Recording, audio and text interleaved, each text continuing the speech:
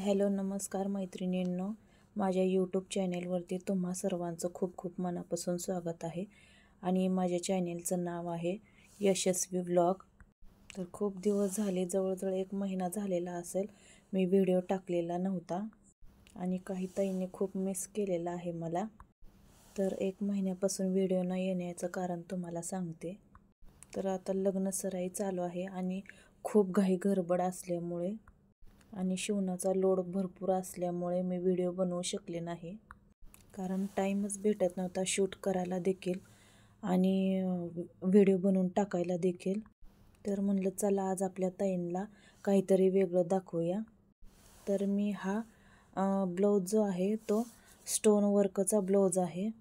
एका customer नवरीचा blouse आहे तो. त्या नवरीने आपल्याला सांगितल्याप्रमाणे तसा ब्लाऊज बनवून द्यायचा होता.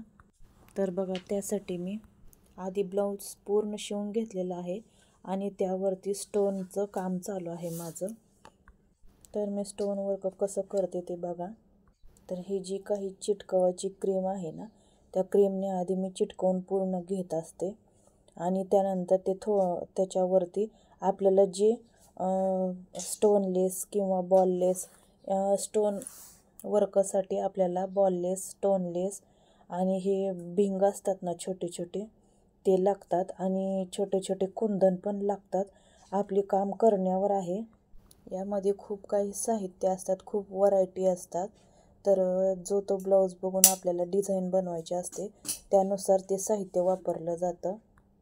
तर बघा, त्यासाठी मी चिटकवण्याची क्रीम चिटकवून घेतलेली आहे आणि त्याच्यावरती हे भिंग पण बसवलेलं आहे आणि थोड्या वेळच हे सुकू द्यायचं, नाही तर ते हाताला चिटकून परत एकदम माघारी येतं आपल्या.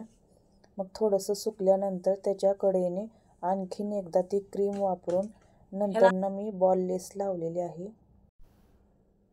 तर हे काम खूप किचकट असतं. याला जेवढं सावकाश करेल तेवढं हे काम चांगलं होतं आणि थोडी जरी आपली मिस्टेक झाली तर हे काम पूर्ण बिघडतं आणि पूर्ण या ब्लाऊजचा शेपच जातो. तर बघा, रात्रीपर्यंत मी तेवढा ब्लाऊज पूर्ण केलेला होता आणि दुसऱ्या दिवशी सकाळी उठून अर्धा राहिलेलं काम त्याचं चालू होतं माझं. तर रात्री गळ्याला स्टोनलेस, बॉललेस चिटकवून झालेली होती आणि त्यानंतर हे जे काही गळ्याला वर्क करून रात्रीच घेतलेला होता, त्यानंतर सकाळी मी फक्त दोन्ही स्लीव्ज आणि पाठीत जे छोटे छोटे त्या ब्लाऊजला कोयऱ्या होत्या ना, बुट्ट्या, त्या बुट्ट्यांना जे कुंदन होते ना, ते कुंदन लावून घ्यायला लागलेली होते. आरी वर्कचा ब्लाऊज वेगळा आणि स्टोन वर्कचा ब्लाऊज वेगळा, या दोन्हीमध्ये थोडाफार फरक आहे. त्यानंतर बघा, माझ्या दोन्ही स्लीव्ज आणि गळ्याचा भाग पूर्ण झालेला होता स्टोन वर्क करून आणि ही जी पाठीत जरी आहे ना, तिथे थोडंसं प्लेन वाटत होतं, म्हणून त्या ठिकाणी पण मी अशी स्टोनलेस आणि बॉललेस लावून घेतलेली होती. आरी वर्क असो किंवा स्टोन वर्क असो, ह्या कामासाठी खूप वेळ जातो आणि मानपाट पण खूप ताटून जाते.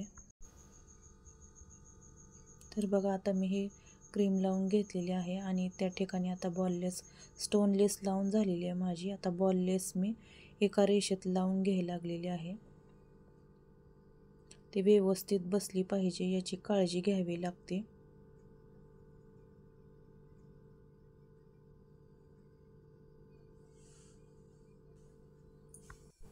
आणि त्यानंतर बघा, माझं चिकटवून झालेलं आहे आणि स्लीव्ज बघा अशा पद्धतीने दिसत आहेत चिटकवल्यानंतर. आणि ज्या बाह्या आहेत ना, त्याच्यावरती जांभळ्या कलरचे छोटे छोटे कुंदन पण बसवलेले आहेत. आणि हे बघा, पाठीचा भाग अशा प्रकारे मी पाठीला पण डेकोरेट थोडंफार केलेलं आहे. आणि आता हे चिटकवून नुसतं राहणार नाही. तर बघा, हे फेवी बॉन्ड म्हणून क्रीम आहे ही चिटकवण्याची, 30 रुपये प्राईज आहे याची. तर याच्याने मी पूर्ण ब्लाऊजमध्ये स्टोन आणि बॉललेस चिटकवून घेतलेली आहे. आणि त्यानंतर जे आपले सुईदोरा असतो ना साधा, त्या सुईदोऱ्यांना पूर्ण जे वर्क केलेलं आहे ना, त्याला पण टाके मारून घेणार आहोत, जेणेकरून हे जर वॉश केला ब्लाऊज तर चिटकवलेला निघून जाऊ नये. त्यासाठी प्रत्येक 2 खडे स्टोनचे सोडले ना, तर एक टाका घ्यायचा, 2 स्टोन सोडले का एक टाका घ्यायचा. अशा पद्धतीने मी पूर्ण ब्लाऊजला टाके घेतलेले आहेत.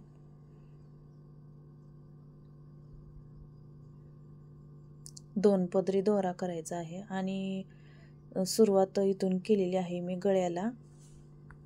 उजव्या साईडला पुढच्या गळ्यापर्यंत मी असं स्टोन वर्क केलेलं आहे, जेणेकरून आपला डावा भाग जो असतो हाताचा तो पदराखाली झाकून जातो आणि उजवा साईड ओपन राहतो, म्हणून तिथंपर्यंत मी स्टोन वर्क केलेलं आहे.